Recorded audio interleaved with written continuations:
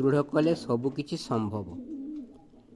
Cambridge ବିଶ୍ୱବିଦ୍ୟାଳୟର ତାତ୍ତ୍ୱିକ ପଦାର୍ଥବିଦ୍ୟା ଓ ମହାକାଶ ବିଜ୍ଞାନର ଜଣେ ଅଧ୍ୟାପକ Stephen William Hawkins motor neuron disease ନାମରେ ଏକ ବିରଳ ରୋଗ ତାଙ୍କୁ ଶାରୀରିକ ଭାବେ ପଙ୍ଗୁ କରି ରଖିଥିଲା।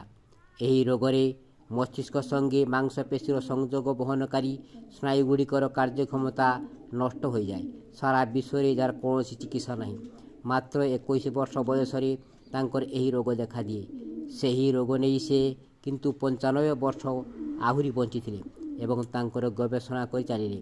ମହାକାଶ ବିଜ୍ଞାନ ଯୁଗାନ୍ତକାରୀ କିଛି ତତ୍ତ୍ୱର ସନ୍ଧାନ ସେ ପୃଥିବୀକୁ ଦେଇଗଲେ ଏବଂ ଜଣେ ବରେଣ୍ୟ ବିଜ୍ଞାନୀର ମର୍ଯ୍ୟାଦାରେ ଅଜସ୍ର ସମ୍ମାନର ସମାଦୃତ ହେଲେ।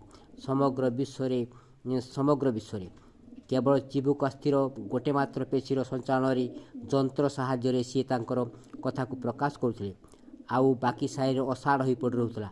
ଶରୀର ତାଙ୍କର କଥା ଶୁଣୁଥିଲା, ଅଥଚ କେବଳ ମାତ୍ର ମନର ଶକ୍ତିରେ ସେହି ବିପୁଳ କର୍ମକାଣ୍ଡ କରି ଯାଇଛନ୍ତି ଜୀବନ ସାରା।